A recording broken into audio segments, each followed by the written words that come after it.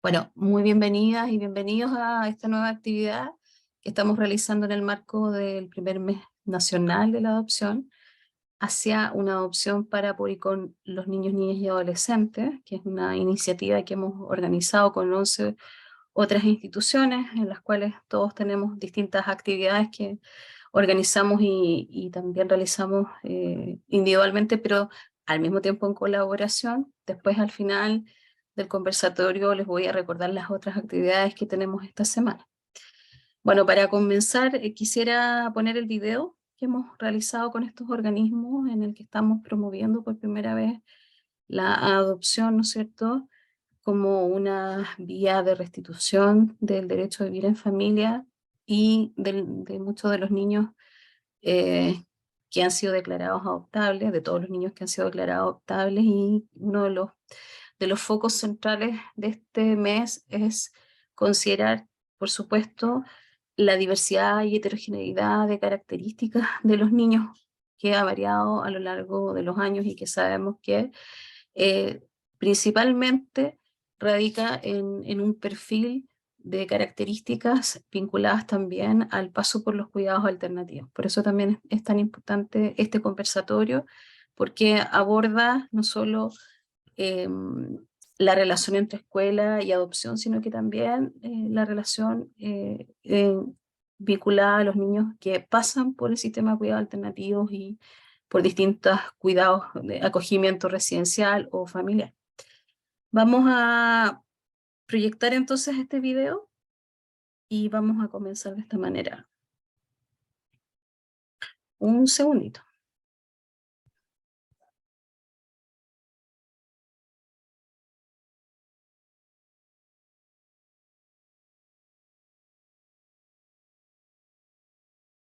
No sé si pueden escuchar.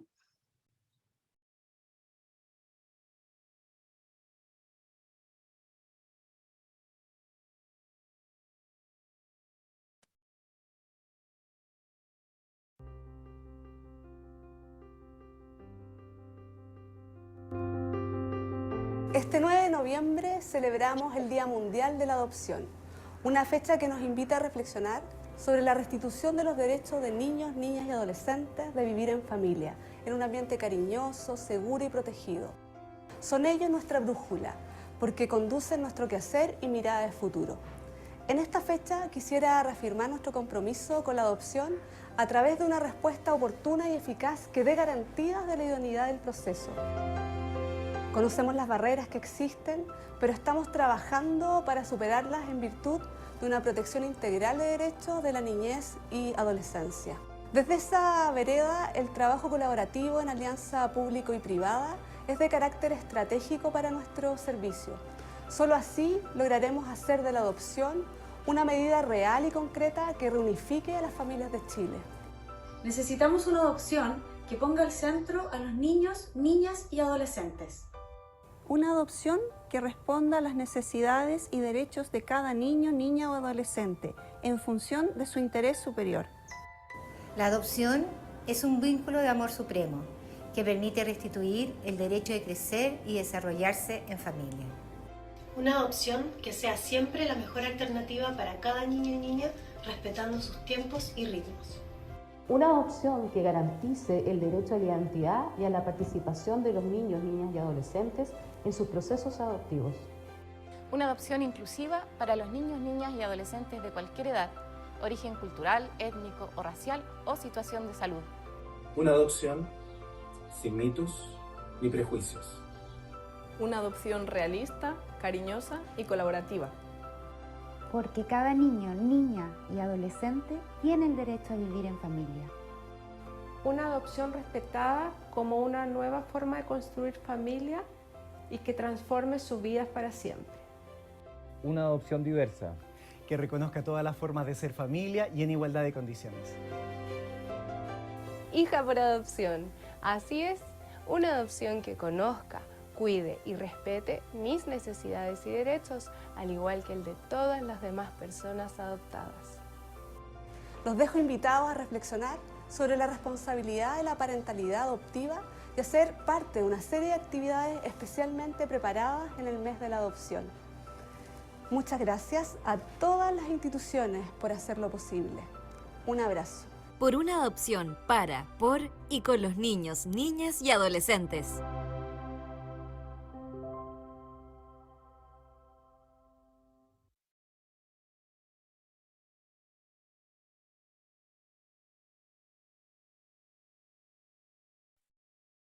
Creo que no te oímos. Ahí estoy silenciada, sí. Gracias por la asistencia, como decíamos, este es nuestro marco de hoy. Va a seguir ingresando gente, voy a ir admitiendo también, Beatriz. Ahora voy a tener el gusto de presentarte, porque Beatriz es una persona que ha trabajado en diversas instancias y hemos tenido muchas colaboraciones a lo largo de estos años. Ha venido también a nuestro país, ha participado de algunos seminarios que hemos realizado y hoy nos acompaña también en este conversatorio llamado Adopción y Escuela de la Protección a la Inclusión. Es un conversatorio realizado como colaboración en el marco de este programa de actividades y con el proyecto Brighter Future, que es el proyecto que ha liderado y está finalizando en este minuto, en estos meses, Beatriz. Y también, por supuesto, con el grupo de investigación afín de la Universidad Autónoma de Barcelona. En esta instancia, Beatriz San Román va a presentarnos algunos de los resultados y los recursos del proyecto europeo Brighter Future, dirigido a la inclusión escolar y social de los niños, niñas y adolescentes en cuidados alternativos o que han sido adoptados, a través de la formación de los profesionales de la educación que promueva el desarrollo de competencias de alto nivel para permitir la mejora de las prácticas sensibles e inclusivas en el sistema escolar. Bueno, como saben, mi nombre es Irene Salvo, soy doctora en Psicología por la Universidad de Buenos Aires y académica de la Facultad de Psicología de la Universidad Alberto Hurtado. Voy a estar a cargo de moderar la actividad de día. Voy a presentar a Beatriz y voy a conversar con ella algunas cosas más generales para que luego ella pueda presentar su proyecto y algunos recursos claves que nos parecen muy interesantes de conocer en nuestro contexto. Y finalmente vamos a abrir preguntas y comentarios. Así que les pido también que desde ya puedan ir dejando algunas preguntas en el chat para retomarlas en la parte final. Así que ahora paso a tener el enorme gusto de presentar a una investigadora, como decía antes, que apreciamos muchísimo en diversas latitudes, no solo en Chile, por su capacidad, por su originalidad, por su fuerte orientación hacia la transferencia de la investigación a la sociedad, en el campo de la protección de la niñez y también de la adopción, y también por su enorme generosidad y capacidad de colaboración. Beatriz San Román es profesora del Departamento de Psicología Social de la Universidad Autónoma de Barcelona, máster en Investigación en Psicología Social y doctora en Psicología Social por la Universidad Autónoma de Barcelona. Además, hace muchos años integra el grupo de investigación afín, también de la Universidad Autónoma de Barcelona, y sus intereses de investigación se centran en los derechos de la infancia, la diversidad familiar y las estrategias reproductivas, incluyendo la adopción, la reproducción asistida y la gestación subrogada. A lo largo de su trayectoria ha liderado diversos proyectos de investigación y de transferencia vinculados a adopción nacional e internacional, siendo IP del proyecto Hablar sobre Adopción, también cuando es difícil. Hay un libro que varios deben conocer porque lo hemos difundido bastante, y es una guía muy útil, muy interesante para las familias y para los profesionales también. Ha sido también co-IP del estudio sobre incidencia del síndrome alcohólico fetal en niños adoptados en Europa del Este, que fue financiado por el Fondo Social Europeo. Coordinó el equipo de la Universidad Autónoma del proyecto europeo Doing Rights, Innovative Tools for Professionals Working with LGBT Families. Además, ha sido colaboradora del Instituto Social, International Institute of Social Service de La Haya, también del Servicio Social Internacional y de CORA, que es la Federación Coordinadora de Asociaciones de Adopción y Acogimiento Familiar de España, que agrupa todas las asociaciones de familias adoptivas y de acogimiento familiar. Hasta hace no muy poco, entiendo, después nos actualizará, que también ha estado en la coordinación, digamos, más ejecutiva, ¿no es cierto?, de esa coordinadora de asociaciones. Y por otro lado también Beatriz es autora y coautora de diversos artículos, capítulos de libros, monografías, y libros también de transferencia como La aventura de convertirse en familia y Adopción Escuela, guía para educadores y familias. En nuestro país, como decía, ha colaborado en múltiples instancias formativas, con equipos profesionales especializados del ámbito de cuidados alternativos y adopción. Así que muchas gracias, Beatriz, nuevamente por estar acá. Voy a seguir ingresando a las personas que están en sala de espera. Y cuando quieras, comenzamos, ¿sí? No sé si tú quieres decir algo también, agregar algo a la presentación, y vamos Bueno, a comenzar. no, es fantástico, ¿no? Cuando te presenta una amiga, dice, hoy ¿quién es esta persona tan interesante que presentaron? ¿Dónde está? ¿No? Pero realmente sí, son ya muchos años de colaboración con la profesora Irene Salvo, y ahora me daba cuenta al ver el vídeo que había muchas caras conocidas de personas con las que habíamos coincidido en distintos espacios, seminarios y reuniones. Así que me siento muy honrada de estar aquí, muy agradecida de tener este espacio para conversar. Y bueno, aquí estamos. Perfecto, muchas gracias, Beatriz. Arrancamos entonces. Lo primero que te quiero preguntar, vamos a partir el espacio, antes de que Beatriz tiene, por supuesto, preparada una presentación donde nos va a mostrar algunos recursos y metodologías también del proyecto.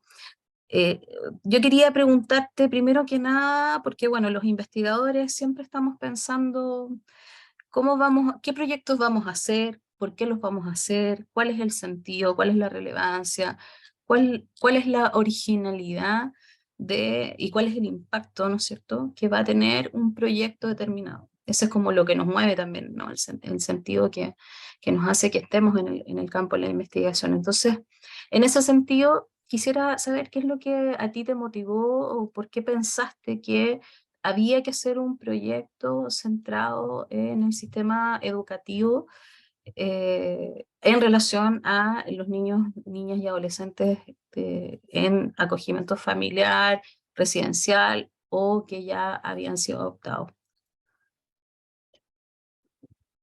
Es interesante esta pregunta, ¿no? Porque un poco la idea parte, como trayectoria más personal, yo he hecho durante muchos años investigación sobre adopción aquí en España, que quizás sepan que España, sobre todo en la primera década de este siglo, tuvo una evolución espectacular en lo que hace a las cifras de adopción transnacional o internacional, como quieran llamarlo, ¿no? De hecho, en el 2000, claro, a finales del siglo XX, España, o las últimas décadas, España todavía, por lo menos está mediado seguro, era un país de lo que en la jerga de la adopción transnacional se llama un país de origen, un país donde venía gente de otros lugares buscando un bebé, un niño o una niña que adoptar. Y de pronto eso se invierte y en el 2004 España se convierte en el país del mundo, el segundo país del mundo que más adopciones internacionales realizaba, solo por detrás de Estados Unidos, que es un país con muchísima más población. O sea, si hiciéramos cualquier índice respecto a la población, respecto a los nacidos vivos, respecto a lo que quieran, España de repente estaba ahí encabezando las cifras de la adopción internacional. Y una cosa que investigando este fenómeno y trabajando con las familias adoptivas y con las personas adoptadas, nos dimos cuenta es que la escuela, el sistema educativo, era en sus narrativas un lugar que generaba mucho malestar, en el que aparecían muchas problemáticas que ellos y ellas entendían que a esas problemáticas no se les está dando una respuesta adecuada, que el profesorado no entendía algunos de los desafíos que la escolarización de estos niños, niñas y adolescentes planteaba, ¿no? Y de ahí sale la idea de decir, bueno, ¿por qué no vemos? Sí, analizando esas narrativas, sí veíamos claramente, y también revisando la literatura científica, que los retos que se planteaban para niños, niñas y adolescentes adoptados eran muy parecidos o se solapaban muchos de ellos con los que enfrentaban los que estaban en otras formas de protección, ya fuera en acogimiento familiar o en acogimiento residencial. Y también de otro colectivo del que aquí se habla mucho en los medios de comunicación, pero para el que las políticas públicas yo creo que todavía van con mucho retraso en lo que hace a garantizar sus derechos y garantizarles un entorno en el que puedan desarrollar todo su potencial, que son quienes migran, quienes llegan al país sin referentes parentales, ¿no? No quiero alargarme aquí, pero hay como unos imaginarios también fomentados por ciertos partidos de cierta parte del espectro político que los carga de connotaciones peyorativas, que dibuja unas imágenes de ellos como delincuentes o predelincuentes, ¿no? Que tiene muy poco que ver con las trayectorias de estos niños y niñas que sabemos por la investigación que vienen de entornos de mucha violencia o de mucho riesgo, que cuando una familia manda a su hijo o a su hija en un viaje incierto, largo, sin el acompañamiento de alguien de su confianza muchas veces, invirtiendo el dinero que no tienen, no es simplemente por a ver si se nos hace rico el niño en Europa, ¿no? Son bueno, viajes que parten de una situación muy dura y además el proceso migratorio, que suele durar varios años, es también un proceso en el que ocurren muchas cosas y se experimentan, bueno, se viven muchas circunstancias muy difíciles, ¿no? Entonces nuestra idea era, bueno, ¿por qué no le proponemos a la Unión Europea juntarnos desde distintos países y desde distintas entidades que trabajamos alrededor de la protección de la infancia y desde distintos lugares para identificar cuáles serían los retos a los que no se les está dando una respuesta adecuada, cuáles son las buenas prácticas que sí sabemos que están funcionando, qué cosas ya con la experiencia de los años nos pueden decir las personas adoptadas o las personas extuteladas que a ellas les funcionaron, qué nos pueden decir el profesorado, las trabajadoras sociales, otras personas que trabajan en el sistema de protección de la infancia, que son estrategias que pueden funcionar y que pueden facilitar que las escuelas sean espacios acogedores, seguros, para todas y todas con independencia de cuál sea su situación familiar en este momento o cómo haya sido su trayectoria vital, ¿no? Un poco de ahí es de donde nace este proyecto. Perfecto, muchas gracias, Beatriz. Me parece interesante también esta reflexión sobre los niños migrantes no acompañados, que adicionas también a lo que yo había adelantado. Yo no sé si en el contexto chileno también están recibiendo niños y niñas no acompañados. Sí, también hay esta situación. Estamos recibiendo, o sea, tenemos un fenómeno migratorio y eso es algo que sin duda ha impactado también los sistemas de protección. Es los sistemas de garantía de derecho a la niñez integral, pero además, en particular, los sistemas de protección especializada, ingresos también de niños al sistema de origen migrante, niños, y en ese colectivo que es muy heterogéneo también, algunos de ellos niños más grandes, ¿no? A veces más adolescentes no acompañados, así que es una problemática que nos parece fundamental y que está impactando de diferentes maneras como decíamos, los cuidados alternativos y también la adopción. Y por otro lado, creo que es muy interesante esto que tú planteas, cómo hacen un levantamiento, que después nos vas a contar con más detalle, no solo de las cuestiones vinculadas como a los malestares que emergen en esos contextos, sino que también a las buenas prácticas identificadas, y eso creo que también es algo que es muy importante tener esos dos enfoques, ¿no? Como mostrar ambos lados de la moneda, por así decirlo. Tú decías que, bueno, esto es un proyecto europeo, y que se aliaron diferentes entidades.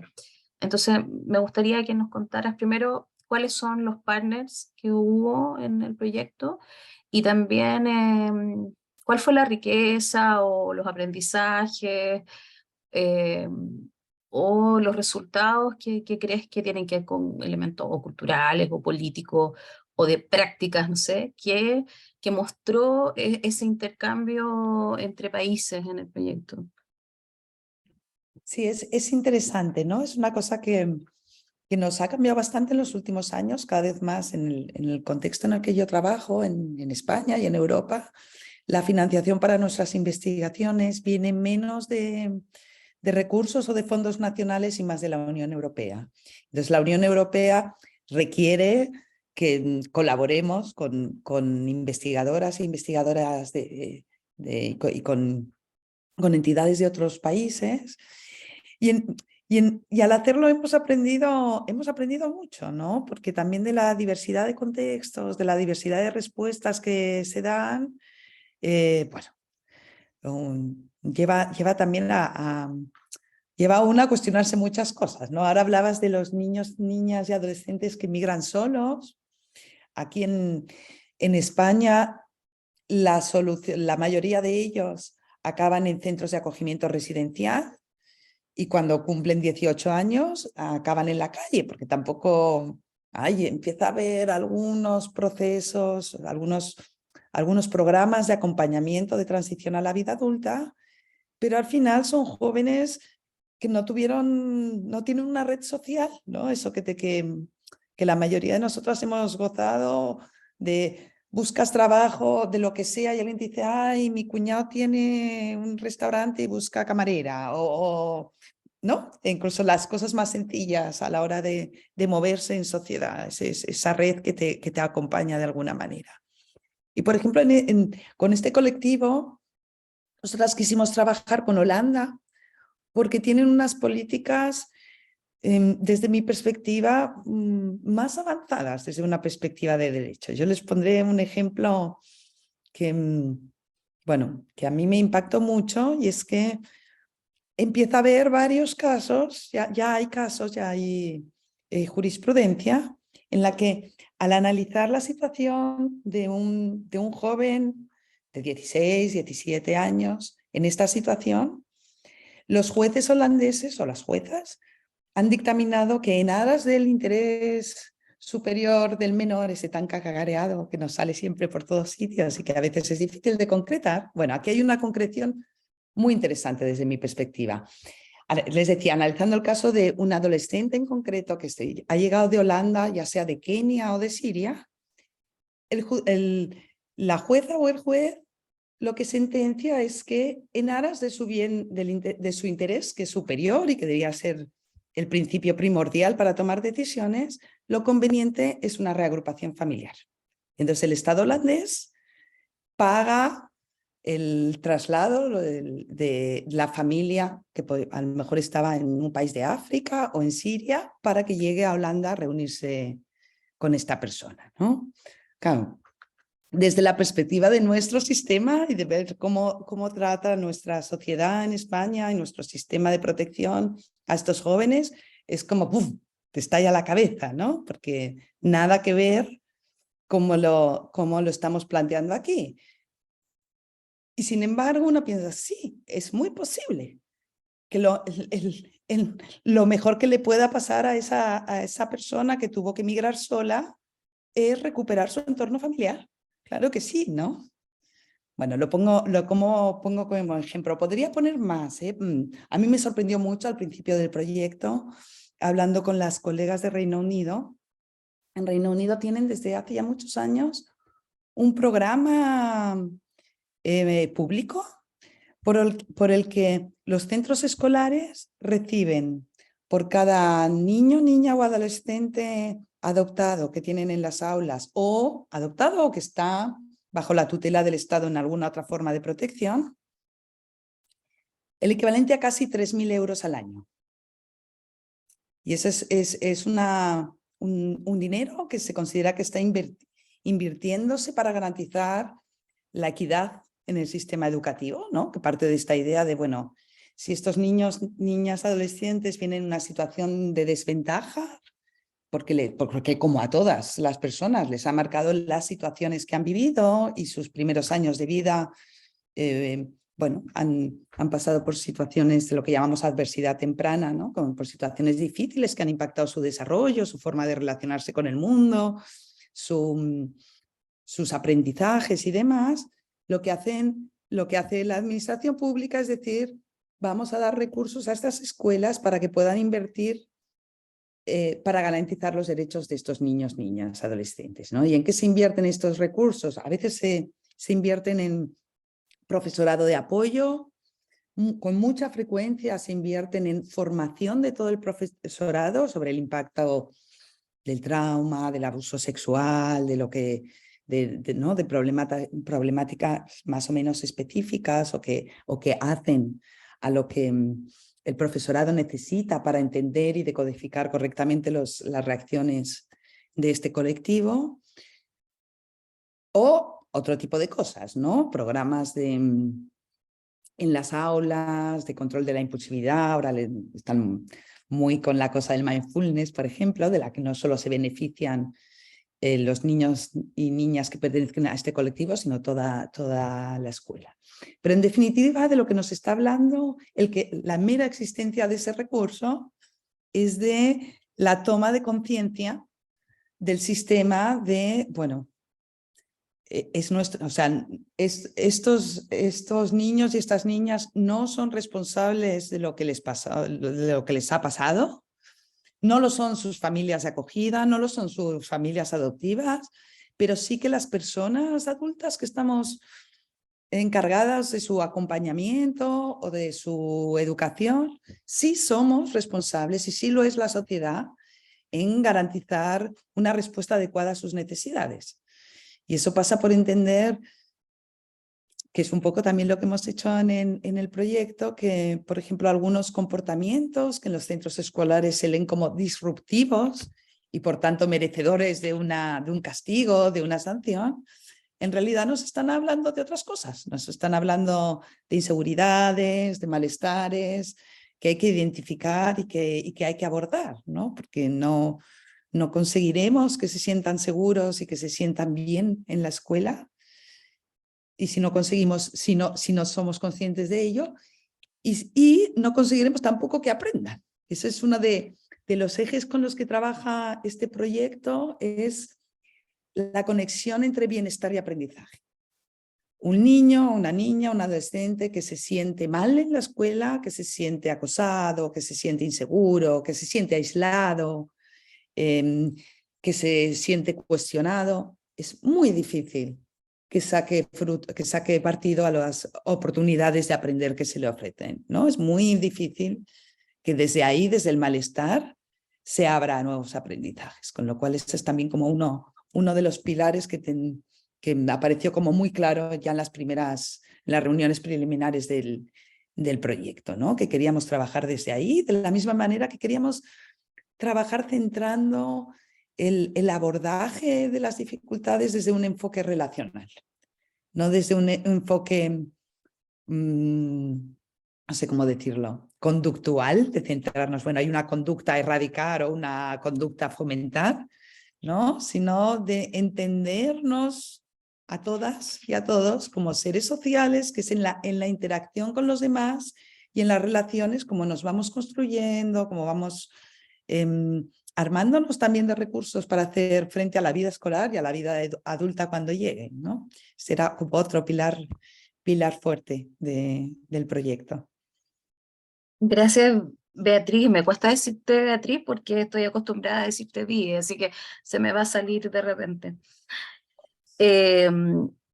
Yo creo que es súper interesante lo que has planteado, interesantes las buenas prácticas que identificas. Me imagino que, bueno, en Italia y España hay otras, son Reino Unido, Holanda, Italia y España, el partenariado del proyecto. Y que me preguntaste eso y me fui por las ramas. No, pero no, todo tiene que ver con todo, porque estamos desde un marco relacional y ecológico.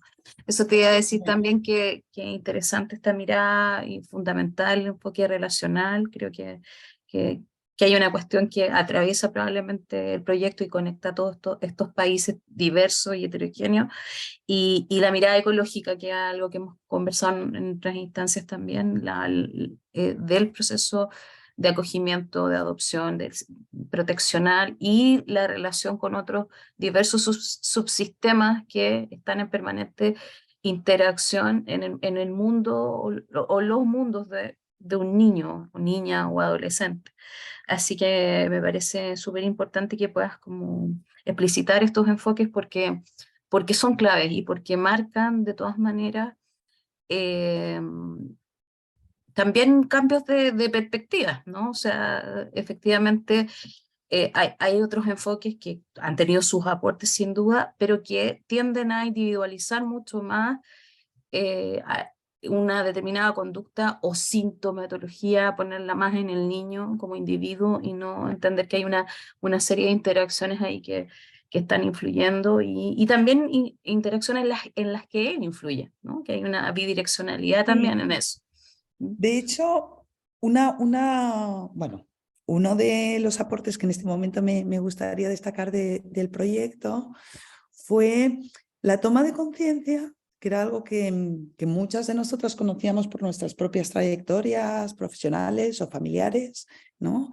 De lo difícil que es también para las personas adultas, y en este caso estoy pensando en el profesorado, conservar la calma, no sentirse atacada o no sentirse mal cuando intentas acercarte a un niño o a una niña para vincularte de una manera positiva, con tus mejores intenciones, para entenderlo, verlo, darle una respuesta a sus necesidades, poder establecer una relación fructífera, y no funciona ninguna de tus estrategias, ¿no? Entonces, entendíamos también, a raíz de lo que tú estabas diciendo, el bienestar como una cosa que era importante no solo en el caso del alumnado, sino de toda la comunidad educativa. ¿Qué hacemos? ¿Cómo abordamos como profesorado, por ejemplo, cuando todas nuestras estrategias de acercamiento, de intentar hacer las cosas lo mejor posible con un niño o con una niña, no resultan como esperábamos? Y sentimos que esa niña o que ese niño nos sigue rechazando, nos sigue tratando mal, y abordar ese malestar y buscar espacios donde abordarlo y estrategias para gestionarlo, por ejemplo, me parece que también ha sido está siendo una aportación interesante en el proyecto, ¿no? Veo que Erika pregunta si el que sea un proyecto financiado por la Unión Europea asegura la continuidad de los aportes postproyecto. Es interesante porque precisamente una de las cosas que nos piden a la hora de evaluar los proyectos es, bueno, ¿y esto cuando acabe el proyecto, cómo continúa o qué pasa, ¿no? ¿Qué impacto va a tener una vez finalizado el proyecto? Y en ese sentido, sí, nosotras nos hemos comprometido a tener los materiales derivados del proyecto que se traducen a las 4 lenguas del proyecto. Nosotras nos vemos obligadas a trabajar en inglés porque es la lengua que tenemos en común, los distintos equipos que participamos, pero una vez se finalizan los productos, que ahora les contaré cuáles son, se traducen a los otros idiomas del proyecto, con lo cual la cosa queda traducida al español, italiano, holandés y está en inglés. Incluso en algún caso, luego les cuento, algunos de los materiales se han traducido a otras lenguas, ¿no? Al gallego, ahora hay alguna cosa que se está traduciendo en Francia, pero sí, el tema de la continuidad era una cosa que nos preocupaba mucho. Y además, y adelanto, luego se lo cuento con detalle, ¿no? Pero por ejemplo, uno de los materiales que estamos elaborando es un módulo formativo con distintas unidades que se puedan utilizar en su conjunto o eligiendo algunas, para que el profesorado de las facultades de educación en la universidad, que son quienes están formando al profesorado del futuro, puedan utilizarlo. Y esos van a estar disponibles, esperemos, yo creo que en los papeles, porque no podíamos hacer otra cosa en la universidad, nos comprometimos que estarían disponibles durante los próximos 8 años, pero si no vemos que se han quedado muy anticuados, esperamos poderlos dejar ahí por si a alguien le pueden servir en algún momento, aunque no sea más que como inspiración, ¿no? De cómo tratar determinadas cosas. Porque, y ahora vuelvo a la primera pregunta, una de las cosas que nos estábamos encontrando con el tema de la escuela y de la integración escolar y social de este colectivo es que tanto las asociaciones de familias adoptivas, personas adoptadas, familias acogedoras, como desde distintas instancias, por ejemplo, desde las personas que hacemos investigación sobre este tema, estábamos dedicando tiempo a dar talleres a profesorado en activo, ¿no? Y entonces la reflexión que surgía era, qué bueno sería si en vez de tener que ir a cada escuela vinieran formados de casa, ¿no? Vinieran formados de la universidad, ¿no? Por lo menos con las nociones más básicas, como para poder tener la mente abierta a entender las especificidades de cada caso, de cada niño, de cada niña, de cada adolescente. Que este es también otro de los temas que nos encontrábamos muchas veces en los espacios de diálogo, de trabajo conjunto con familias adoptivas, con familias que hacen acogimientos familiares, como lo difícil que era a veces convencer en la escuela de determinados... Lo difícil que era fomentar un cambio de mirada, porque al final eres la madre pesada o el padre súper protector que va allí a pedir cosas especiales para su niño y para su niña, ¿no? Sin una base de información era muy difícil entender esas demandas. Con lo cual también esta idea de que vengan formados de casa, por decirlo coloquialmente, estaba detrás de la idea del proyecto.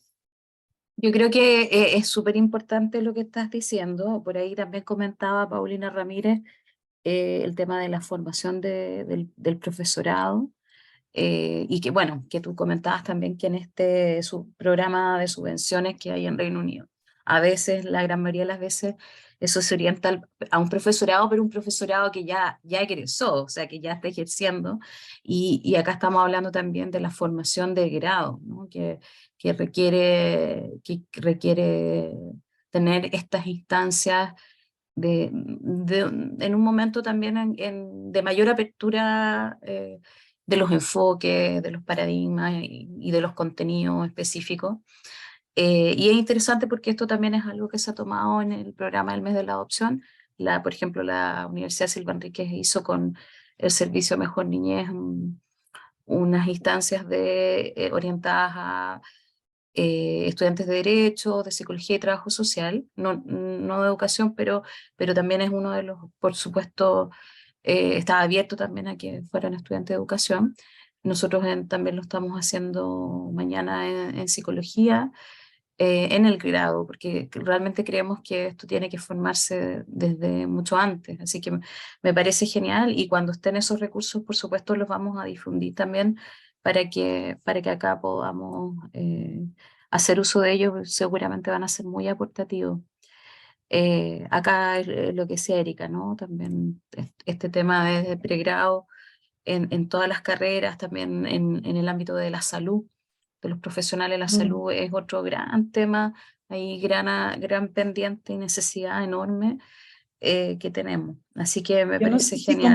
Si comparten esa sensación. Me parece que entre las personas que estamos en este espacio hay familias, hay gente que trabaja en el sistema de protección desde unos lugares y desde otros. Si también tienen esta sensación de lo poco que se entiende a veces en los centros escolares, ¿no? El otro día tuvimos una mesa redonda en Valladolid y recuerdo que había una trabajadora social de un centro de acogimiento residencial que decía, bueno, que ella cuando va a las escuelas voy a que me riñan por el comportamiento de mis niños, ¿no? Y hablaba de mis niños, ¿no? Entonces había una madre adoptiva que recurría a una idea que es como muy recurrente entre las familias adoptivas, que era, bueno, ustedes saben, aquí en España nosotras empezamos el curso escolar en septiembre. Y entonces ellos decían, no, las familias de acogida y las familias adoptivas no jugamos a la lotería de Navidad. jugamos a la lotería de septiembre. Y si te toca un docente o una docente sensible, vas a tener un año tranquilito. Y si te toca uno que no entiende y no quiere entender, vas a tener tú y tu hijo un año terrible, ¿no? Esta idea de que la cosa quedara en la voluntad que tuviera cada persona a título individual o en su sensibilidad para abrirse a nuevas informaciones, a nuevos conocimientos, a repensar las prácticas que por inercia llevan los sistemas escolares, posiblemente porque se supone que funcionan con la mayoría de los niños y niñas, cosas también cada vez más discutibles, ¿no? Porque si algo sabemos es que los sistemas que piensan el alumnado como un todo homogéneo suelen tener muchas dificultades, porque la diversidad en el aula puede venir por esto que estamos hablando aquí de estar o no estar en el sistema de protección, pero también por muchas otras cosas, ¿no? Así es. Y en ese sentido también creo, perdón que hago el inciso, Sí. Que los recursos del proyecto hemos procurado que tengan como una mirada abierta. Es verdad que estaba planteando como estos colectivos de los que estábamos hablando y cómo mejoramos, facilitamos que los centros escolares sean un lugar que los pueda acoger y en los que se puedan desarrollar plenamente, pero con una mirada muy amplia, ¿no? Entonces, cuando hablamos de temas como, no sé, ¿qué hacemos con supongo que en Chile también pasa, aquí en muchas escuelas de primaria y de infantil se celebra el Día del Padre y el Día de la Madre, y son días en que se hacen manualidades para el papá o para la mamá. Bueno, ¿qué pasa cuando el papá o la mamá son figuras que no están? ¿O son figuras cuya ausencia es dolorosa, ¿no? Que simplemente el pensar en ellos como padre y como madre, bueno, reabre un montón de temas difíciles, sobre todo cuando ha habido situaciones de violencia, además, ¿qué hacemos, no? Y eso no es exclusivo de los niños adoptados o de los niños y niñas que viven bajo la tutela del Estado. Hay una diversidad familiar que también excluye este tipo de celebraciones o los árboles genealógicos que aparecen como fichas predefinidas con abuelo, abuela, papá, mamá. Bueno, ¿qué pasa con las familias en las que hay dos mamás o en la que no hay mamá? ¿Qué hacemos con este tipo de trabajos? O incluso cosas como traer una foto, esto no sé si también se usa en Chile, pero aquí es muy recurrente en las escuelas de infantil, de traer una foto de cuando erais bebés. Bueno, no todo el mundo tiene una foto de cuando era bebé. A lo mejor porque hubo una separación de la primera familia, a lo mejor porque estás en una familia que emigraron y justo las fotos de cuando eras bebé no vinieron en la maleta. Y podemos pensar que eso es también una de las lógicas del proyecto, ¿no? Podemos pensar, primero, ¿para qué se hace para qué se plantean estas actividades? Por ejemplo, la de traer una foto de cuando erais bebés suele ser para montar un mural en la clase y tratar de adivinar quién es quién, y eso sirve, bueno, como introducción para empezar a conocerse en el grupo.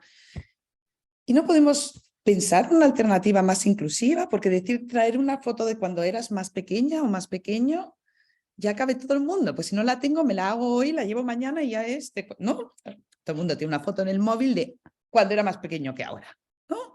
Cuando era más pequeña. Bueno, esa es también otra de las lógicas desde esa perspectiva más relacional y más pensando en lo ecológico y de cómo construimos los valores también como sociedad, pensar en la diversidad de trayectorias, de situaciones, de ritmos de aprendizaje, de capacidades para unas cosas y para otras, como algo a trabajar desde una perspectiva que tenga en cuenta la diversidad que hay en nuestras aulas, ¿no?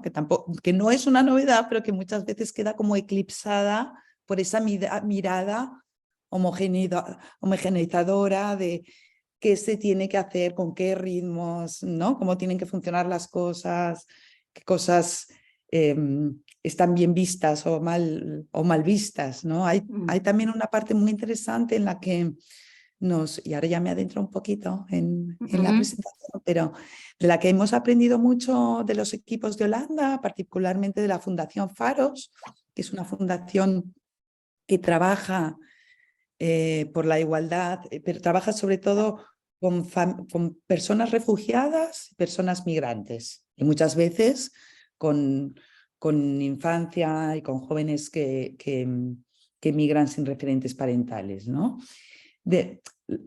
La competencia cultural, ¿no? O sea, yo puedo interpretar mal una reacción de alguien porque no conozco sus códigos culturales. Les cuento así una situación que nos encontrábamos, ¿no? Que es la maestra riñendo a una niña y la niña evita en todo momento el contacto visual con la maestra. Y la maestra lo lee con: no me estás atendiendo, te estoy riñendo, ¿no? Te estoy retando, escúchame.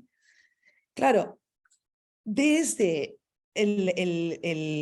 los patrones culturales y el modelo de socialización en que ha crecido esa niña, mantener la mirada es un signo de insolencia. O sea, cuando está bajando la mirada te está mostrando respeto. Pero si no tenemos las claves para decodificarlo, ahí lo que pasaba es que la maestra estaba indignada porque encima le digo que esto no está bien y ni me escucha. No, no te mira porque es su manera de mostrarte respeto, por ejemplo, ¿no?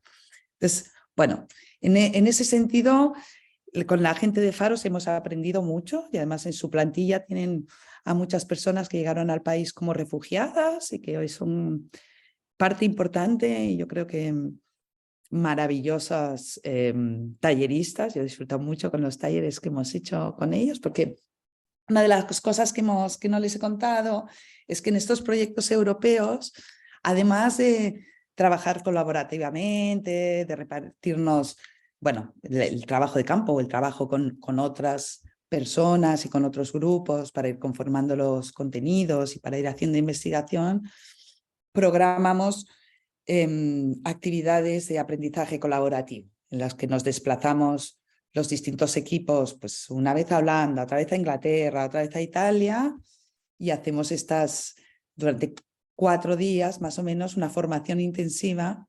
Y la verdad que en esta ocasión ha sido complicado por el tema pandemia y las restricciones de movilidad, pero es como una parte muy rica de los procesos. Yo creo que nos enriquecen la mirada, las perspectivas, no solo los conocimientos, ¿no? Veo que alguien comentaba también en el chat ahora.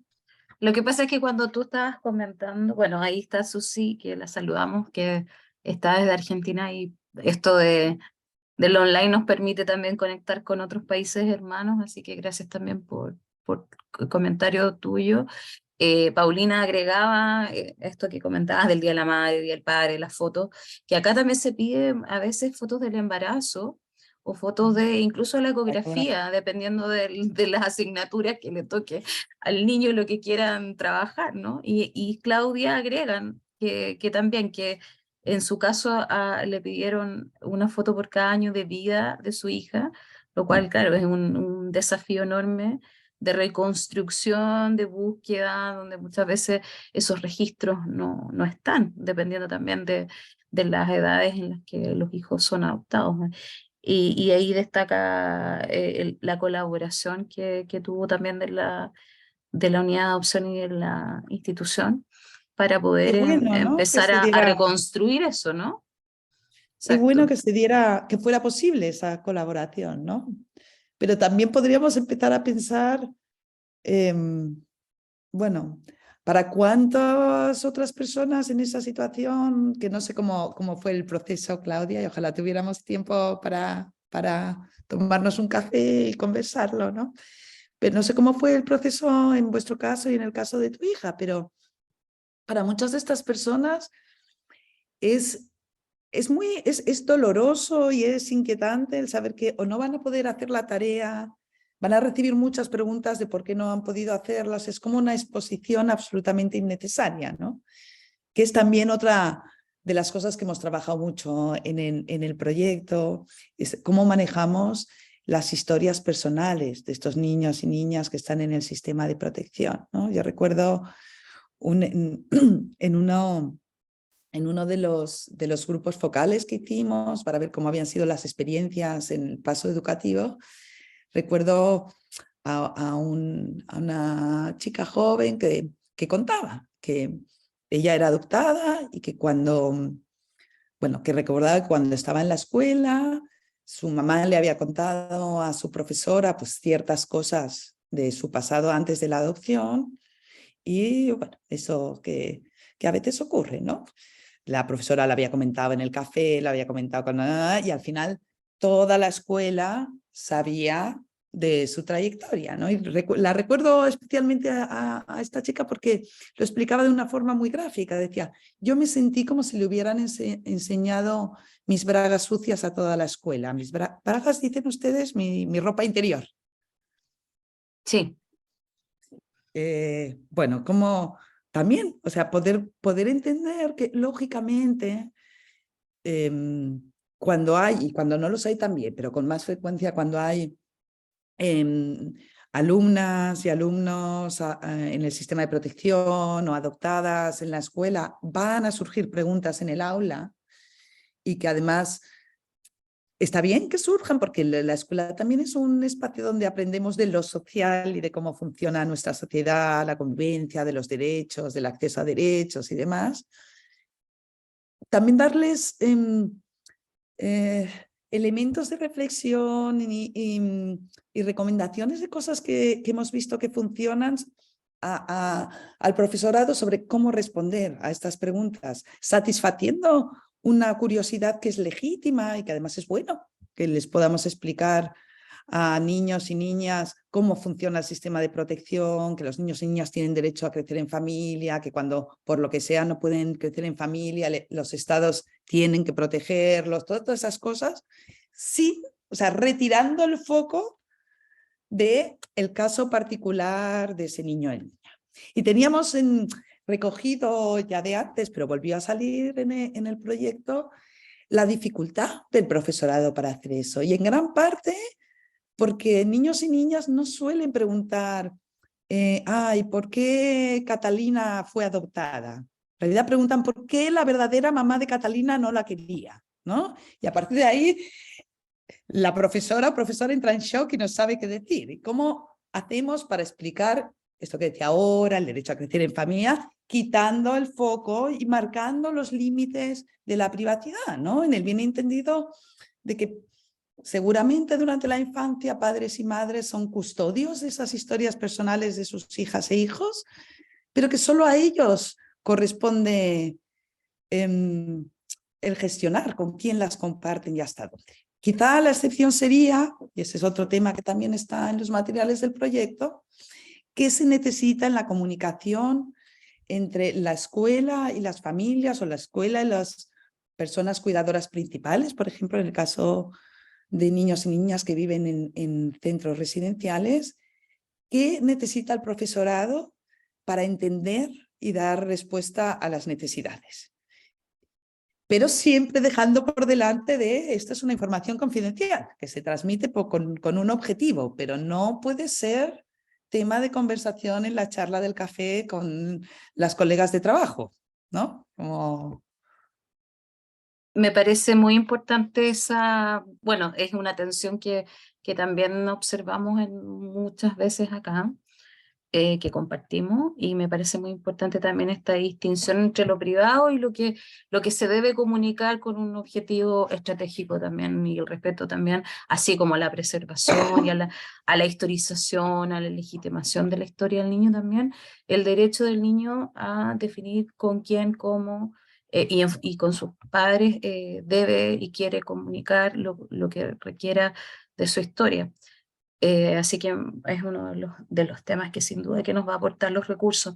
Hay muchos elementos que has mencionado y que vamos a seguir retomando en las preguntas, comentarios finales, y ahora te invito, Beatriz, a que nos puedas compartir y mostrar algunos de estos recursos, porque yo creo que están todos así como esperando verlos, así también cómo son, en qué consisten, y después les informo también que les va a llegar, estos recursos les van a llegar a su correo con el link a la página del proyecto Brighter Future para que puedan también descargar y conocer otros recursos próximos. Cuando quieras, sí, yo puedes les voy a compartir. compartir una presentación y voy a intentar ser muy breve porque yo creo que estos espacios son más interesantes cuando conversamos y pensamos juntas que lo que yo les pueda contar. Pero sí que un poquito por lo menos las bases del proyecto y demás, y se lo voy a compartir acá. A ver. Un segundito. ¿Lo ven bien ahora? Lo vemos más pequeño porque antes estaba en una diapositiva y ahora nos pone la actual y la siguiente. Vale, espérate. Usar presentación con diapositiva. ¿Así? Ahí sí. Vale. Y ahí te vemos a ti también. Bueno. Perfecto. Bueno, les contaba esto, ¿no? Que habíamos reunido a la hora de constituir el equipo que íbamos a trabajar en este proyecto. Intentamos utilizar una lógica de complementariedad de alguna manera, ¿no? Entonces les decía que en Holanda habíamos trabajado con la Universidad de Groningen, que tienen mucha experiencia en investigación con jóvenes que migran solos o solas, y con esta fundación Faros, que ya les he explicado un poquito a qué se dedica. En Italia trabajamos con la Universidad de Verona, que por una parte han hecho mucho trabajo sobre acogimiento dentro del sistema de protección, sobre todo con las figuras de acogimiento, y con el Ayuntamiento de Turín, que es también un caso muy interesante. O sea, Italia es uno de esos países que realmente tenemos las evidencias científicas para saber que en la inmensa mayoría de los casos una familia es siempre un entorno más nutritivo, más rico en términos de desarrollo que un centro. Y Italia es uno de esos países que se lo creyeron y en los años 70 empezaron a cerrar los centros, ¿no? y a buscar, bueno, en concreto el Ayuntamiento de Turín tiene un programa maravilloso sobre acogimiento familiar y mantienen el acogimiento residencial, aunque también les debo decir que en las primeras reuniones cuando hablaban de los centros a mí me pillaba despistadísima, no entendía más nada y ya les interrumpí, les pregunto, perdona, pero ¿cuántos chicos y chicas viven en estos centros? Y me dicen, uy, a veces hasta 10. ¿No? Claro, yo vivo en un país donde hay centros con 50, 60 o más personas. Entonces ya la misma cosa de que hubiera 10 chicos en un... Porque la idea era, bueno, hagamos centros que se parezcan lo más posible a una casa de familia, ¿no? Y es verdad que habrá una rotación porque la gente trabaja 40 horas a la semana y eso son 3 turnos al día, por ejemplo, ¿no? Pero intentemos que la estructura sea pequeña, que cada persona sea ella y sea reconocible como en su unicidad, ¿no? Que no sea una más de las decenas de chicos y chicas que tengo que gestionar en una instalación más grande. En Inglaterra les contaba que trabajamos con PAC, que ahora ya lo usan como PAC, en inicio era Post-Adoption Center, era un centro especializado en posadopción y que tienen realmente una experiencia muy larga, seguramente por estos programas que les contaba de Reino Unido, ¿no? Que tienen financiación para formar profesorado y demás, y bueno, llevan muchos años trabajando con las escuelas ellos lo llaman, para conseguir escuelas, ellos lo llaman escuelas sensibles al trauma, ¿no? Escuelas donde se entienden las cosas. Y en España, además del grupo de investigación afín del que formo parte, que sí, tenemos sobre todo en adopción, pero también en acogimiento, muchos años de investigación a nuestras espaldas, hemos trabajado con CORA, con la Coordinadora de Asociaciones de Adopción y Acogimiento, que básicamente, como decía Irene, son asociaciones de familias adoptivas y acogedoras y de personas adoptadas. Y también ha sido como, bueno, como una aportación muy rica. Pues son más de 20 asociaciones distribuidas por todo el Estado español, que además tienen desde hace años en marcha una comisión de educación repensando los temas en la escuela e intentando hacer acciones en las escuelas. Esta primera diapositiva me la voy a saltar porque como ya me preguntó Irene ¿por qué un proyecto como este? Ya les he contado un poquito, así que no me enrollo más aquí, esta quizá tampoco. Y les voy a contar un poco de la metodología, ¿no? Siempre nos planteamos, y eso es una cosa que debo decir que nos costó, bueno, nos costó no conseguimos que entendieran las evaluadoras del programa de la Unión Europea, porque nos decían, no, para identificar los desafíos a los que van a abordar, eso lo tendrían que haber hecho antes del proyecto. Eso es revisión bibliográfica. Le decíamos que nosotros lo que queríamos era contrastar lo que nos dice la literatura derivada de otras investigaciones con el conocimiento acumulado desde la experiencia por las personas que han pasado por el sistema de protección, por sus familias o sus cuidadoras, por los y las profesionales de la educación. No nos sirve mucho de lo que se ha investigado, a veces por temas contextuales, pero también porque hay mucha investigación cuantitativa de cuál es el índice de fracaso o de abandono escolar, pero nos interesaba más lo micro, ¿no? ¿Qué pasa en la práctica? ¿Qué pasa en los espacios cotidianos, ¿no? ¿Qué cosas se perciben como dificultades o qué cosas generan malestares? Y como decíamos antes también, qué cosas funcionan, ¿no? Esta idea de las buenas prácticas. Así que con esta lógica de lo que en inglés llaman bottom-up, ¿no? De abajo arriba, de el conocimiento acumulado desde la experiencia y de la vivencia. Vamos a ver cómo conseguimos pensar en recomendaciones o en estrategias para cambiar lo que pasa en las instituciones educativas.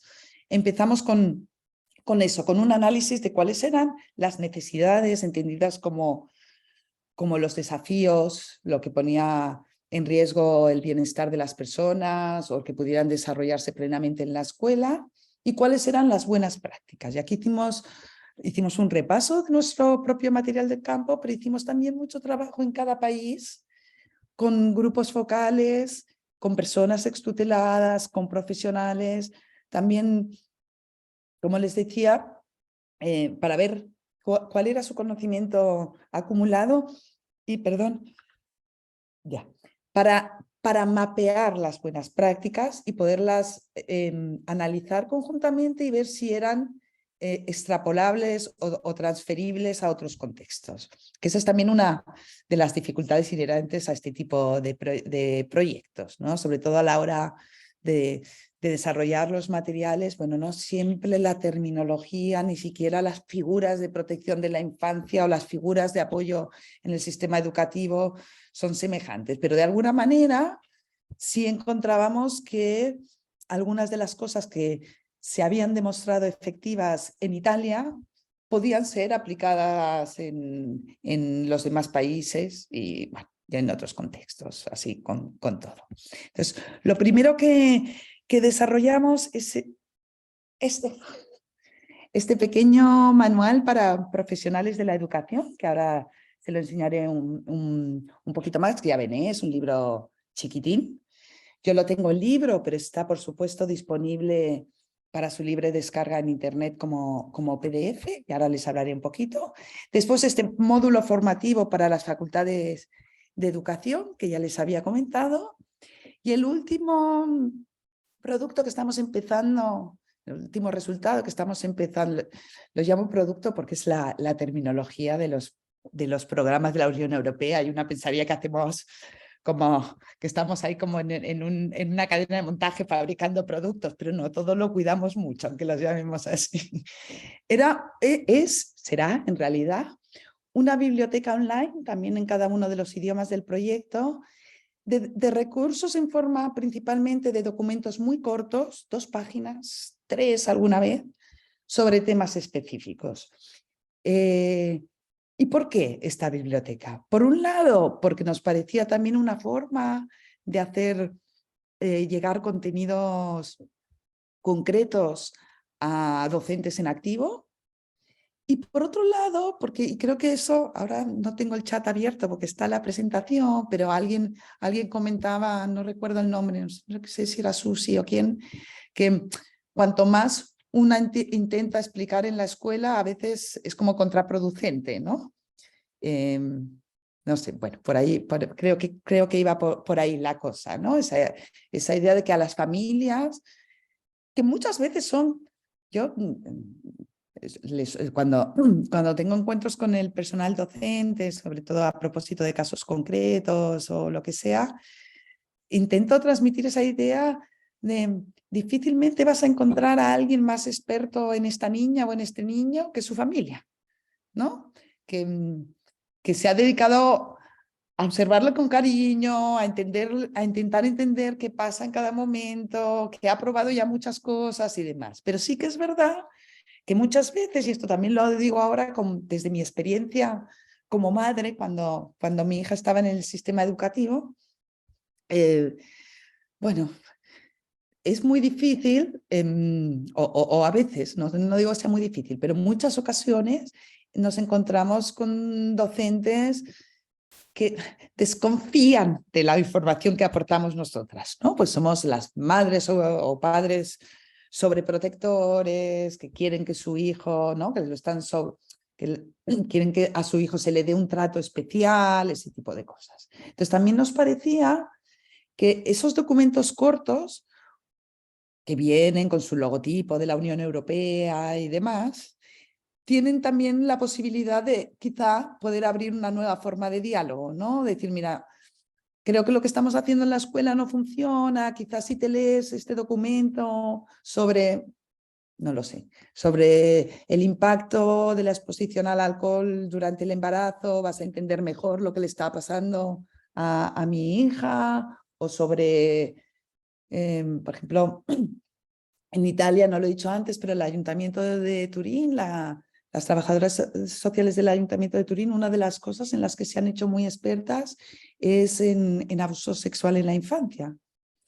Entonces, sí que esto es una cosa que hemos visto que pasa y que nos ha salido repetidas veces, ¿no? Niños con comportamientos hipersexualizados, niños o niñas que muestran comportamientos hipersexualizados en clase, masturbación y demás, y lo que suele haber cuando no se entiende de dónde viene y demás, es una reacción muy sancionadora, muy punitiva.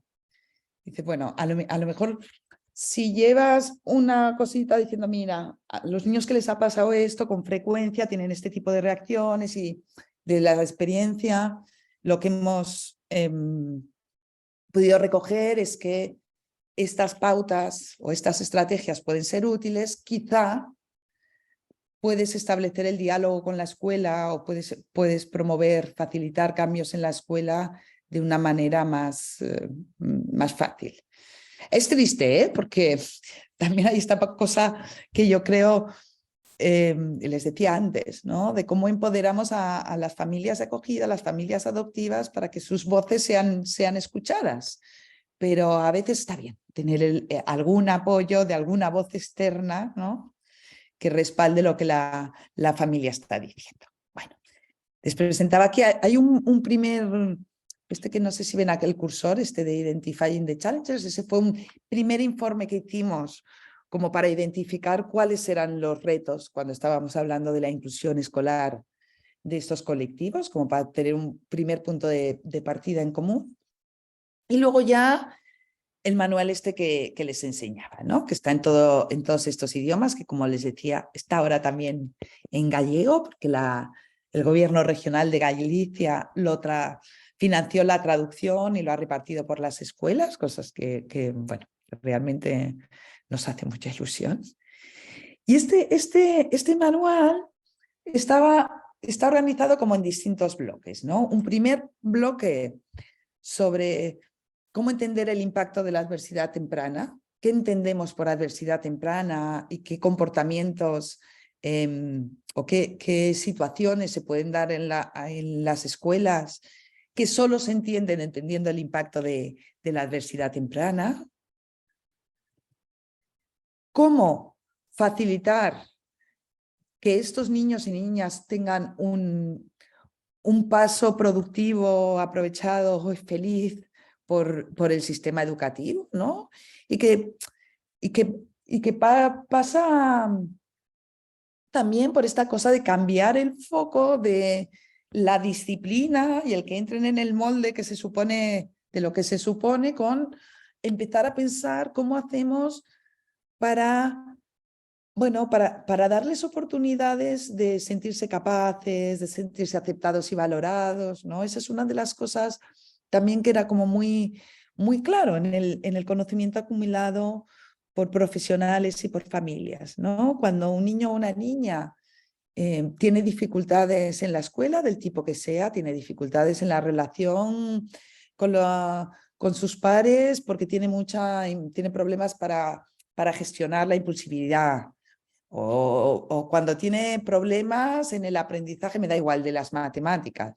Es muy frecuente, muy fácil que su vida acabe girando en torno a esa dificultad, olvidando todas sus demás potencialidades que quedan en un segundo plano, ¿no? Todas las cosas que se te dan bien quedan eclipsadas por tu dificultad para aprobar los exámenes.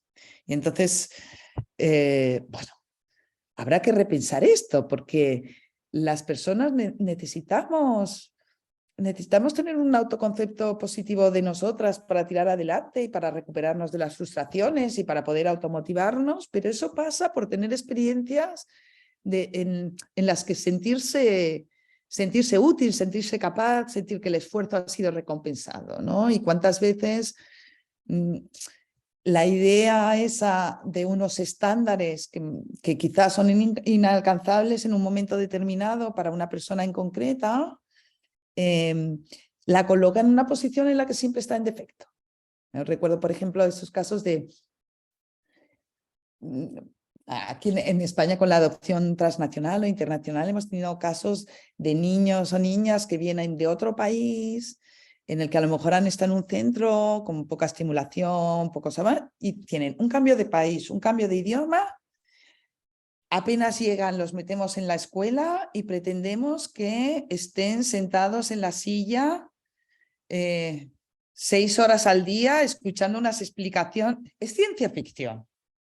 O sea, que eso no funcione, no es un problema de ese niño o de esa niña, es un problema de que le hemos puesto unas expectativas que son ciencia ficción. Y peor aún, porque si se aburre y entonces molesta en la clase, habla, molesta al compañerito, no sé qué, bueno, un día tras otro tiene, aquí usamos, no sé si ya usan la agenda para la comunicación con los hogares, entre el hogar y la familia, donde las maestras apuntan, y hoy se portó mal y lo tuve que echar de clase y bla, bla, bla, bla. Y ni siquiera se reconocen, que es una de las cosas que también se hacía hincapié en nuestros materiales, los pequeños avances. O sea, un niño que se aburre en clase porque no le interesa, porque no está en condiciones de seguirlo, pero que hoy ha hecho el esfuerzo de estar 7 minutos atenta, no puede volver a casa con el mismo reproche de siempre. Habrá que valorar esos 7 minutos, porque si no, nunca llegará a motivarse para atender 1 hora entera, ¿no? Bueno, un poco este apartado de construyendo bases sólidas que faciliten el éxito va en este sentido. ¿Qué podemos hacer? ¿Cómo podemos resolver las situaciones problemáticas o que se ven como problemáticas en la escuela? Y luego tiene un tercer bloque, un enfoque sensible a la diversidad en el aula. Hablábamos de todas estas cosas que comentábamos antes, de el Día del Padre, el Día de Madre, de esos trabajos de la foto o la ecografía. Por ejemplo, ustedes usan acá en las escuelas oímos mucho una expresión que es el color carne o el color piel. ¿Ustedes usan esa expresión? Sí. Sí, también se usa color piel, se dice. Color piel. Claro, cuando una maestra habla en la clase de color piel, para referirse al rosáceo anaranjado ese para colorear las figuras humanas, ¿qué pasa con las personas en esa clase que no encajan en ese color piel de ninguna manera? O sea, no tienen piel, no son como los demás, ¿no? Bueno, repensar ese tipo de cosas y pensar y plantear otras maneras de hacer que sean más inclusivas y más respetuosas y acogedoras de la diversidad.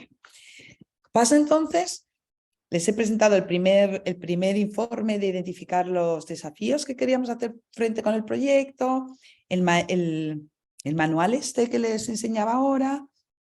Estamos finalizando en este momento, lo que pasa es que va a tardar un poquito más en estar disponible en español, el módulo formativo para las facultades de educación, que están pensados como unidades independientes, combinables. La idea es facilitar al profesorado de las universidades unos contenidos y unos PowerPoints en abierto para que quizá no tienen tiempo, ya les parecen estupendos, van tal cual, pero si no, que los puedan adaptar, hacerse los suyos como les parezca, introducir lo que les parezca conveniente según el contexto o demás, ¿no? Aquí les ponía el título de las 6 unidades con las que hemos trabajado, pero ya les digo que en breve lo tendremos, bueno, ahora empezamos a traducir, o sea que no tan en breve, pero esperemos que para fin de año lo tengamos también accesible para su libre descarga. Y ahí seguimos avanzando. Voy a dejar de compartir y así les vuelvo a ver las caras y podemos conversar un ratito. A ver. ¿Sí? Sí, ahora. Perfecto.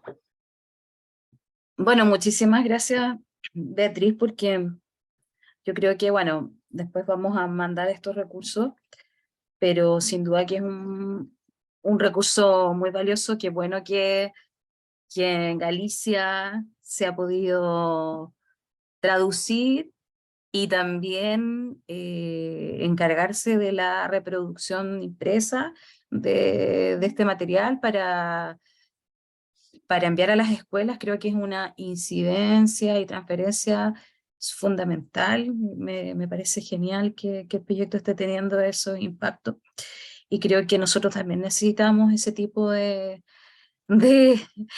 iniciativas y también de posibilidades, ¿no es cierto?, de difundir materiales de este tipo en distintos espacios.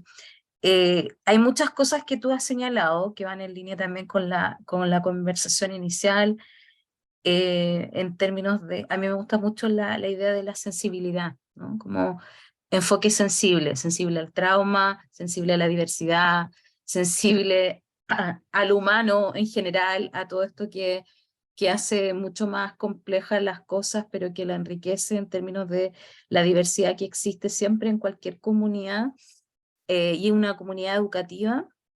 Creo que además la escuela es un lugar súper crítico para construir una cultura de adopción. O sea, tanto en los futuros profesionales de la educación como después cuando ya se constituye la comunidad educativa y los niños participan en esta cultura del acogimiento, de la adopción, donde realmente también hay algo que tú decías, ¿no? O sea, el lenguaje que se usa es algo también que se tiene que deconstruir y reconstruir permanentemente.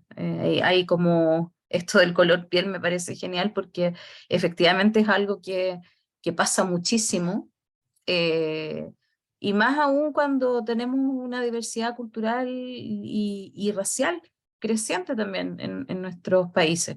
Nosotros tenemos más la situación de las adopciones nacionales, pero los niños son cada vez más heterogéneos en sus características.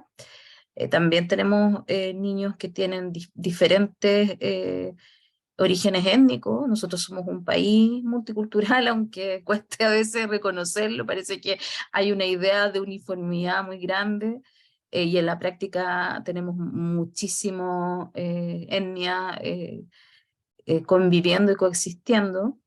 Y otra cosa que tú decías que me parece súper central es como cuando decías que se le pide a los niños cosas de ciencia ficción, ¿no? Como, es decir, independientemente que en nuestro caso la gran mayoría de los niños son adoptados nacionalmente y los porcentajes de la adopción internacional, bueno, más bien somos un país que ha sido un país predominantemente emisor que receptor, y esto es cada vez más ha disminuido muchísimo, muchísimo con esta caída también de la adopción internacional a nivel global. Es cierto que la mayoría de los niños que transitan desde los cuidados alternativos hacia la adopción hacen un viaje que yo siempre pienso que es un viaje interplanetario para un niño, ¿no? Así que la palabra ciencia ficción también me hace sentido porque estamos hablando de niños que cambian de entorno de cuidado, figuras de cuidado, de barrio, de colegio, etcétera. Tienen que hacer De todos, sí. todo, amigos, familia, obviamente, todo cambia en tiempos y en plazos muy breves, que se están, por supuesto, haciendo mucho más, tratando de hacerse más progresivo, más paulatino, que se les pide demasiado, les pedimos demasiado muchas veces, ¿no? Entonces creo que eso también es algo fundamental en el sentido del respeto a los procesos de integración, adaptación, ajuste que tienen que ir desarrollando los niños, los adultos tenemos que comprender eso y por supuesto que la empatía es algo que es una herramienta central para poder construir estas comunidades más acogedoras, también más contenedoras y no Y sancionadoras, hay, expulsivas, estigmatizadoras. Acá decía también la adaptación sensorial, ¿no? Que también dentro de todas las adaptaciones que tienen que hacer, está también presente, ¿no? sí, yo pienso a veces, ¿no? De niños que cambian de entorno y que de repente, después de haber estado un periodo importante de su vida entre las cuatro paredes de un centro, ¿no? De repente pasan a un espacio en el que la calle, la ciudad, o sea, es como vivir en Disney World permanentemente, ¿no? Y diremos que tienen TDA porque no pueden concentrarse en las tareas. Hombre, no sé. Me parece que estamos eso. Es que a veces el reconducir las expectativas y en los dos sentidos, porque también a veces nos encontramos al revés. Con niños y niñas, el sistema educativo fija unas expectativas muy bajas, ¿no? Porque ya tienen la carga de venir del sistema de protección o de un determinado bagaje, origen étnico, un determinado fenotipo, ¿no? Y también eso es un problema, cuando no podemos mirar a cada persona dentro de la comunidad educativa como la persona única que es, sino que tenemos etiquetas y categorías que nos hacen el trabajo rápido, ¿no? De dibujar unas determinadas expectativas, unas determinadas líneas de trabajo. Les estamos fallando. Desde mi perspectiva, creo que les estamos fallando. Así es. Así es, yo creo que estamos, por eso este tipo de proyectos creo que es tan importante porque trata como de responder a eso, a esos deudas que tenemos el mundo adulto de distintos lugares, ¿no es cierto?, con los niños. Y me parece muy importante lo que estás diciendo también, de dar un tiempo a la adaptación y a la integración no significa ni involucra que tengamos bajas expectativas respecto de su capacidad de aprendizaje, de su creatividad, de sus recursos. Es una mirada que hay que tener como conjunto, ¿no? Dar tiempo, esperar, ayudar, colaborar en esa integración, involucra también ir reconociendo cuáles son las capacidades, los recursos que ellos tienen y esa mirada centrada en recursos es central también. Cuando tú decías ahora esto de los cambios de lugar, muchos niños, y en relación a lo que Paulina, por ejemplo, comentaba de lo sensorial, muchos niños también se asustan mucho de los cambios en términos de los ruidos, de una serie de cuestiones a las que no están acostumbrados, ¿no? Sobre todo cuando, sin duda hay que venir desde el acogimiento familiar versus desde el cuidado residencial, es radicalmente diferente, pero en un contexto de cuidado residencial, sin duda que el encierro involucra toda una experiencia sensorial que después se ven sus efectos, pero también obviamente se ve su recuperabilidad en el tiempo. Acá hay un comentario también sobre los procesos de estigmatización, Bárbara comenta, ¿no? De cuando hay desconocimiento o desinformación, ¿no? y que probablemente muchas de las personas que están acá, que son profesionales que trabajan en distintos programas, también familias, etcétera, van viendo, van recordando, se van imaginando muchos ejemplos de situaciones y de casos en los que han tenido que interactuar con la escuela, o ayudar, ¿no es cierto?, mediar, o bien también directamente confrontar en determinadas situaciones.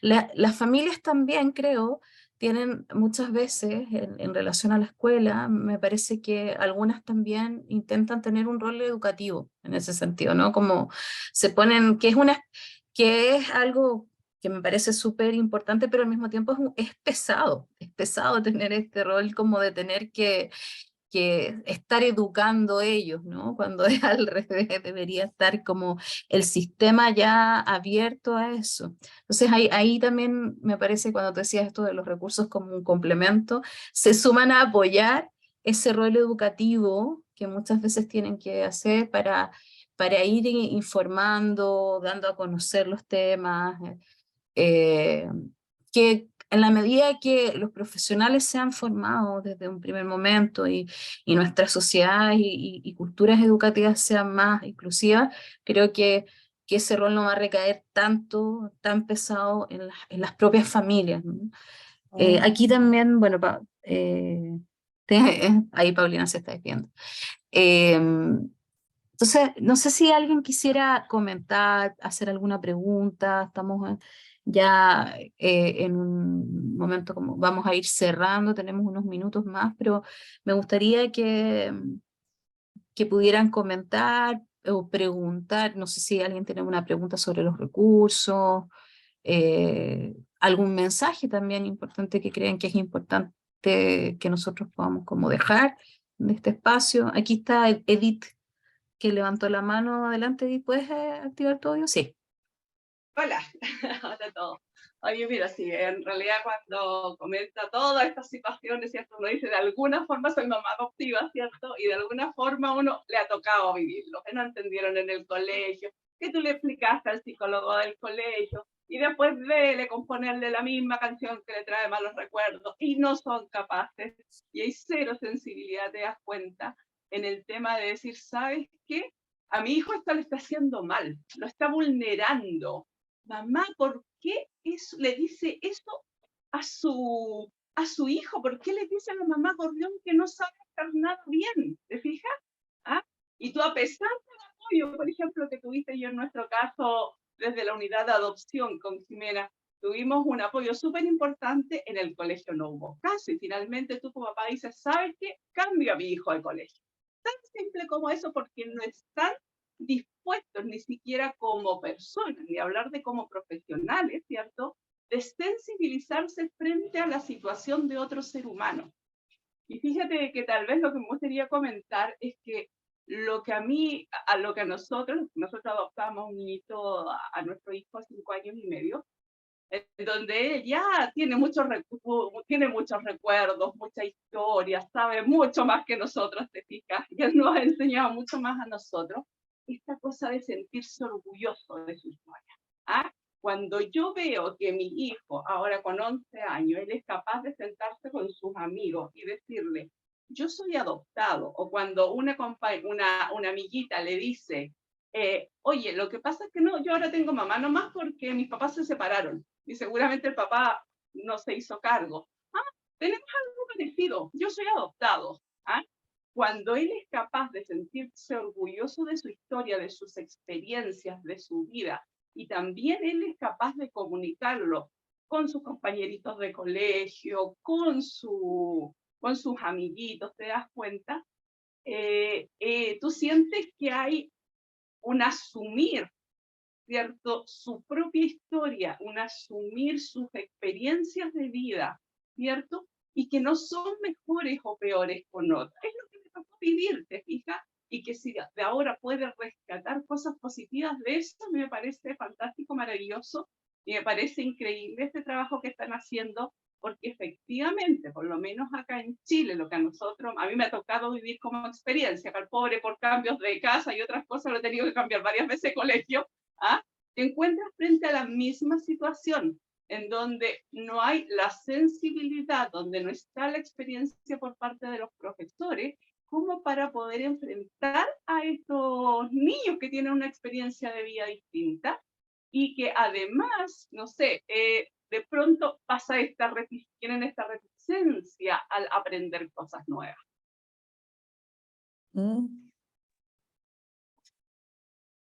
Gracias, Edith. Creo que es tal cual lo estás explicando, ¿no? Esta cosa recurrente de, bueno, de estar un poco vendida a lo que te toque como profesorado, ¿no? Y sí es verdad que cuando aparece una figura de profesorado sensible, con ganas de involucrarse, las personas tuteladas son capaces de, años después, de identificar lo que supuso para ellas, ¿no? Una persona que en lugar de reñirles, ¿no? Cuando cambias de centro y en los primeros exámenes te suspenden un montón de materias.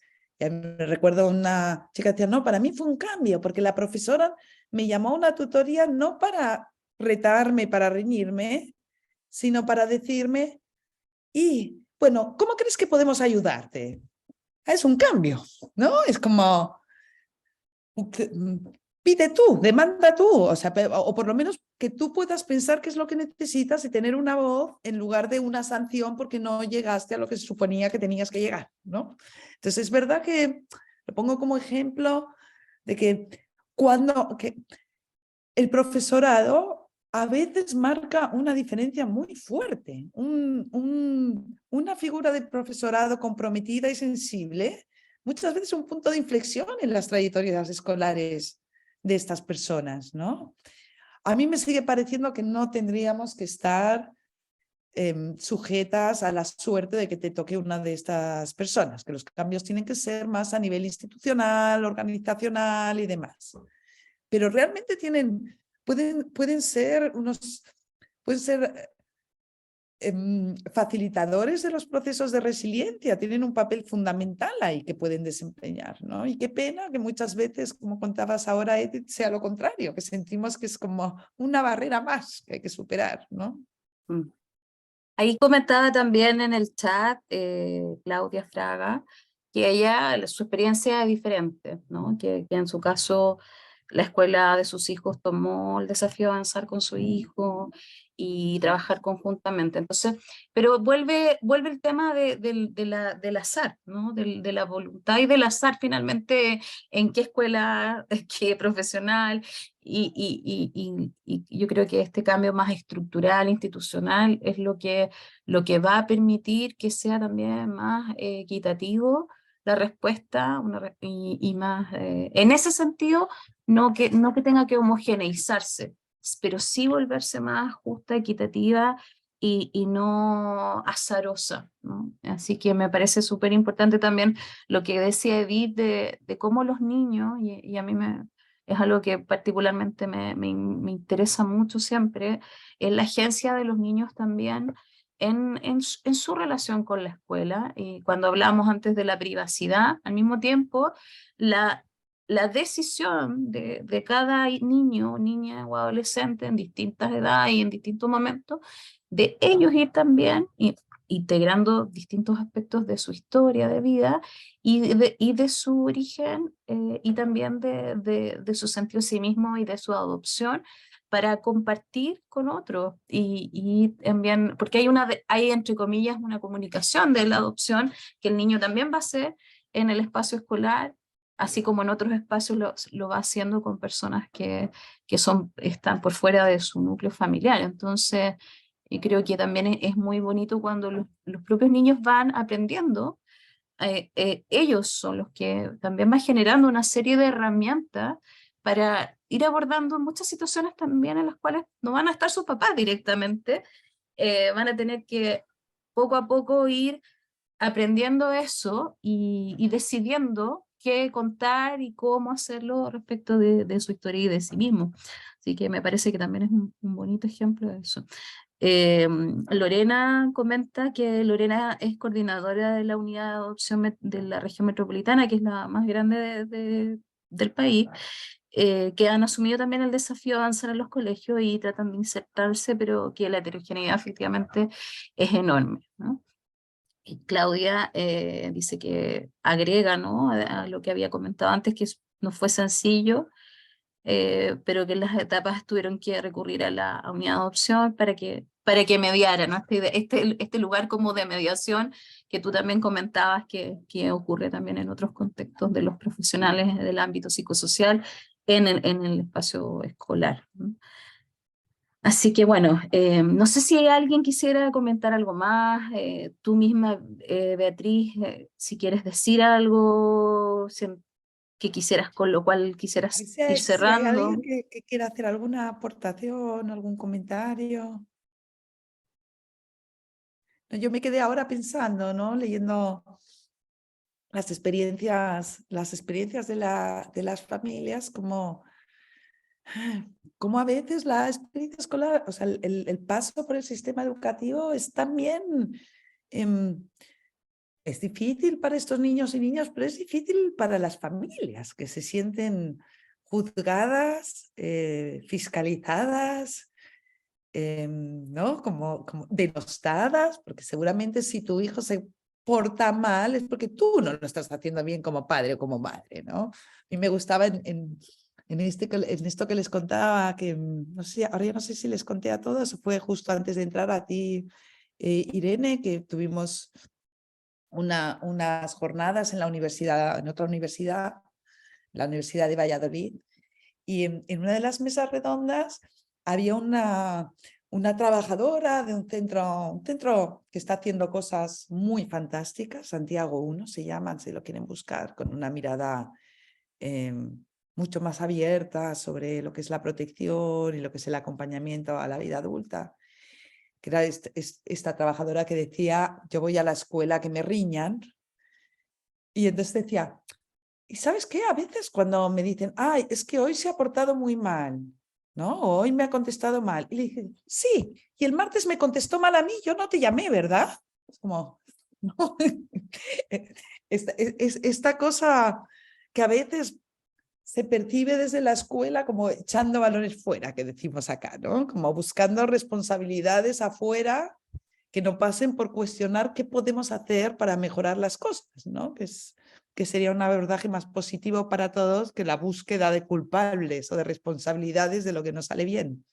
Exacto, más la línea de la colaboración, de trabajar en equipo, más que de buscar al culpable de un determinado problema identificado. Voy a pasar a la configuración de galería para poder vernos todos en lo que estamos. Y decirte, bueno, nuevamente muchas gracias, Beatriz, por tu compromiso. Tu compromiso primero por la temática, por la investigación, por los recursos para que lleguen a distintas instancias profesionales, espacios. Bueno, y por supuesto vamos a estar atentos a los nuevos recursos que van a producir, como se dice, del proyecto, que tiene que ver con los módulos formativos, que nos parece súper interesante. Y agradecer también a todas las personas que han estado presentes, que vienen de distintos ámbitos, que justamente esto es lo que queremos, reunirnos desde distintos lugares con distintas experticias, las experticias técnicas, las experticias por experiencia, que nos reunamos y nos colaboremos y también compartamos experiencias para avanzar juntos en todos los temas que tenemos todavía como desafío. Así que mil gracias, gracias a todas las personas que asistieron. Voy a... ahí, vamos a poner un aplauso ahí virtual. Y también recordarles que, bueno, nos seguiremos reuniendo, Beatriz, esperemos ahí que sigan las colaboraciones diversas. También a tus colegas del proyecto, a tu equipo, también muchos agradecimientos. Y les recuerdo que tenemos más actividades por el mes de la adopción, se las voy a dejar acá. Hay actividades que todas están circulando en el programa, están difundiéndose en distintas redes sociales. Mañana hay un seminario de la Fundación Chilena de la Adopción que es de orden presencial, y también, bueno, nosotros tenemos una clase en la Universidad Alberto Hurtado con Lorena Jiménez, Virginia Guzmán, que son expertas en la temática. Y luego también van a haber unos lives que van a estar a cargo de Adopción y Crianza el 16 de noviembre y de Dos Papás en Chile el 17, para que también estén al tanto de las siguientes actividades de esta semana. Y nuevamente muchas gracias a todos por asistir, nos encontramos a la próxima. Si quieren, yo no soy muy buena para estas cosas, pero si quieren poner la camarita, las que puedan, y sacamos una foto, genial. Ahí nos sacamos una foto y... Vas aquí acomodándonos. Bueno, ahí están algunos, unos están saliendo y otros están prendiendo cámara, pero vamos a poner ahí para saludarnos y despedirnos con una imagen. Perfecto. Muchísimas gracias y hasta la próxima. Que estén muy bien. Gracias. Chao. Chao.